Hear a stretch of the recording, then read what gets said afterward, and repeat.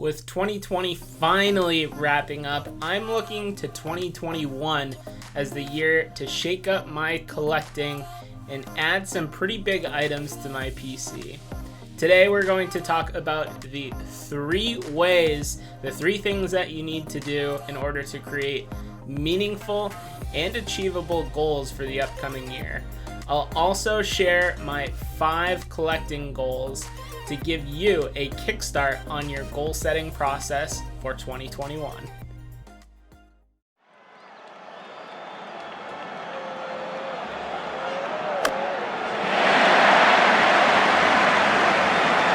Hi everyone, I'm Cardi-C and welcome to my channel. Here we explore ways to grow your sports card collection and potentially make some money along the way by gaining a deeper understanding of the hobby. If you enjoyed today's content, please make sure to subscribe and hit that notification bell to receive an alert anytime I release new content. All right, let's hop into it. The hobby is different for everyone, but there's 3 things that all collectors have in common. We only have a finite amount of time, money, and attention that we can spend on buying, selling, collecting, and trading sports cards. So any goal that we set out for ourselves should be framed in a way that maximizes the use of those resources, which brings us to step number 1. Identify your hobby pain points and visualize your dream collection. Here are 4 questions to get you started. Where does it feel like I am wasting the most time in the hobby? Am I spending my hobby budget on things that no longer interest me? How do I want to enjoy my collection and what do I want it to look like? If money wasn't an object, what cards would I want for the PC? Let me know in the comments below if these questions already got you thinking critically about your collecting. When I started thinking about these questions, there were a few things that really stood out. The first one was, wow, I am spending a lot of time on COMC trying to move cards that would typically and traditionally move very quickly without a lot of effort on my part. Next was just the amount of time that I've been spending to track the prices of Bowman Chrome cards that I have in my collection. These are cards that were originally acquired raw, submitted for grading with the intention of flipping for a profit down the line. Now, as it relates to my hobby budget, I've put out a lot of videos that really shows that my budgeting process is pretty tight. It's the left brain accountant side in me.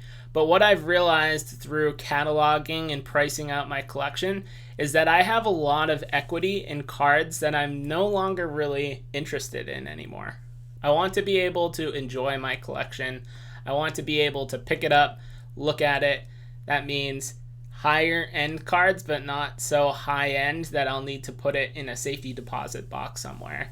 There's no hard and fast set rules for my collecting that I've set for myself, but I don't want to be the guy that just has dozens of 3-row boxes of cards that I never ever look at. And then finally, if money was no object, I would want to acquire my Cardi-C Grail cards, which we're going to cover very soon. So now that we've completed our initial brainstorming process, that brings us to step number 2 of the goal setting, and that is to create SMART goals.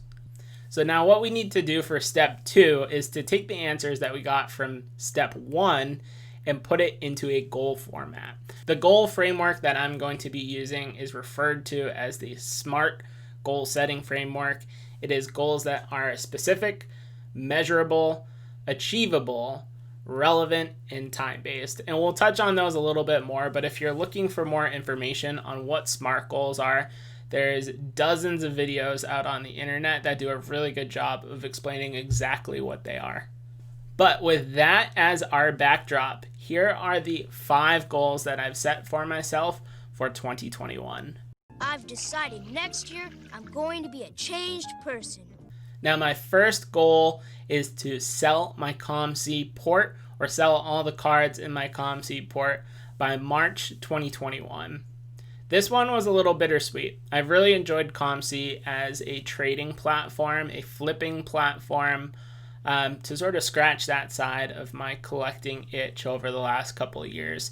And while I've been doing that, I've built up a pretty good chunk of equity in my COMC account. But what we've seen over the last, I don't know, probably since the pandemic started, is COMC's lack of leadership and some pretty serious slippage in their process.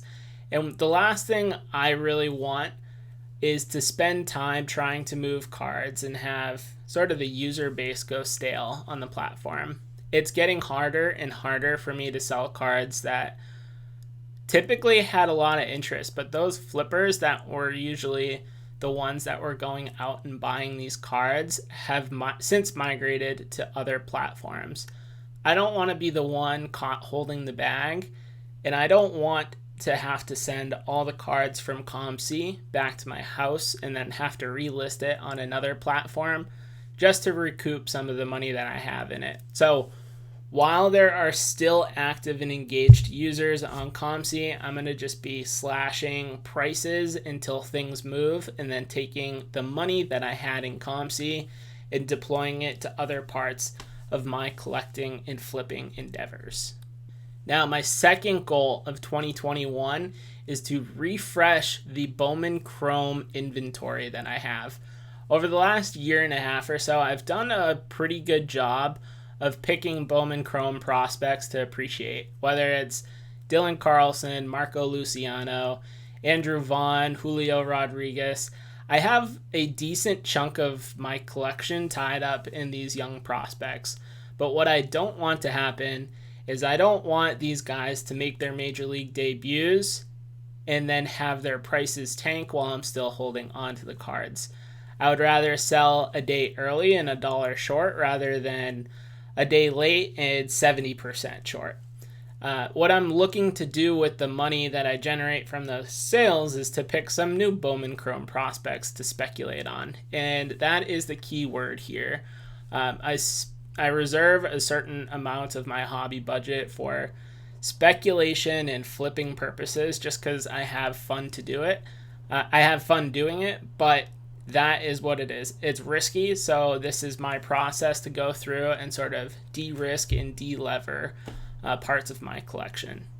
Now, goal number 3 is the first sort of addition goal that I have for 2021, and that is to acquire a Cardi-C Grail.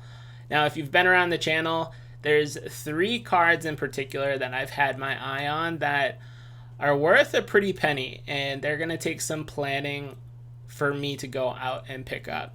Those 3 cards are the 1939 Play Ball Ted Williams. That is his rookie card. The 1955 Wilson Franks Ted Williams. I'm really looking for that in like a PSA 2 or 3, which is currently running a couple $1,000s.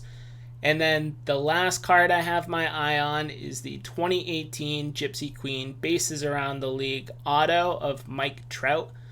That is numbered to 10, and that is the last card I need to finish the Bases Around the League subset from 2018 Gypsy Queen. So any one of those 3 cards coming into my collection for 2021, I would consider to be a wild, wild success. And we're going to talk a little bit later about how we're going to make that happen. Now, goal number 4 is probably not the best structured SMART goal, but we are ruthlessly going to embrace the eBay auctions by selling team lots to downsize the non-core PC part of my collection. So currently in my collection, I have 3 3-row boxes. One is sort of core PC items. Another is just base cards that I've arranged into team lots from boxes that I've ripped over the years. And then the third box is all the items that I'm speculating on. It's sort of my flipping inventory. Ideally, I'd get rid of that second box. So I just have the PC box and I just have the speculation box. I'm not really interested in acquiring a bunch of cards that I don't really care if they're in my collection or not. So the way that I am going to move to get rid of all the cards in that box by the end of 2021 is organizing them into team lots and listing them at 7-day 99-cent eBay auctions and taking what I can get for them. If I'm just recovering the cost of the shipping, so be it. I want the cards out of my collection. I want them eliminated as a distraction to my PC building. Now, goal number 5 is to reset my wax holdings by June 2021. And what I mean by that is critically assessing what unopened wax I have in my collection. I am very quick to pull the trigger on Topps online exclusive releases. I bought the 2020 Topps Chrome Sapphire box this year, the 2020 Topps Allen and Ginter X, but I'm not necessarily a believer of those products or the rookie classes that they contain in them for the long term. So I'd rather sort of de-risk, get myself out of those wax holdings, and then take that money and deploy it into a product that I am a little bit higher on, maybe something from 2018 Topps instead. Those are my 5 goals. At this point, we've been very thoughtful about what we want to accomplish for the upcoming year, and now we have to go execute. Which brings us to number 3. We need to break these goals down into sustainable habits or digestible chunks. You might have noticed that my goals are really broken up into 2 things. They're broken up into cards that I want to acquire and hitting the reset button on certain parts of the PC. And the third step of the process is really breaking those big attainment goals down into more digestible chunks, but then also removing the bad habits from our hobby to help fuel that future growth. In their what life. milestones? And then I'm let's break it down. And the good news is that one feeds the other. When you remove the bad habits from your collecting, you're going to have more time, more attention, more resources to dedicate to collecting those bigger cards or cards that you have a refreshed and renewed focus on adding to the PC. So I've been getting caught up in the moment recently. I mentioned 2020 Topps Chrome Sapphire. I got the email, hey Chris, you're in, congratulations, good job. You can go and buy a box of 2020 Topps Chrome Sapphire. I go to the website, hit the buy now button without checking the product configuration or how many are printed. Come to find out that the product is more expensive than last year. It has been released on a more mass scale. The rookie class is not as good as previous years, and there are fewer packs and fewer cards in each pack in this product. And I just blindly spent $300 on it. I am making these buying decisions on a whim. Or I spend $100 on a 2014 Topps Update Mega Box searching for a Mookie Betts card. I rip the boxes, no Mookie Betts, no Jose Abreu, or any of the other chase guys in the product. I'm making these buying decisions without really a plan. I'm not thinking it through. We need to stop being a spectator in our decision making and become an active participant in the process. You still want to go out and buy that 2020 Topps Chrome Sapphire? Do it. Just know what the pack out configuration is. Come up with a plan on who your target customer is going to be and what your time horizon is to sell that product. You want to go out and rip open boxes upon boxes? Okay, go out and do it. You can set a goal to rip as many hobby boxes as you possibly can, but do it in an intentional way. Reserve that budget. Figure out a sustainable way to rip open boxes. Maybe it's trying to become a breaker. Maybe it's going in on a box with a couple friends. Go in with intention and purpose into your buying and selling decisions. Do not be a passive participant in your decision-making process anymore. By tackling your hobby vices and your poor decision-making like this, you're cutting down on wasteful spending and you're putting more resources in your pocket to go out and collect those big cards you've had an eye on.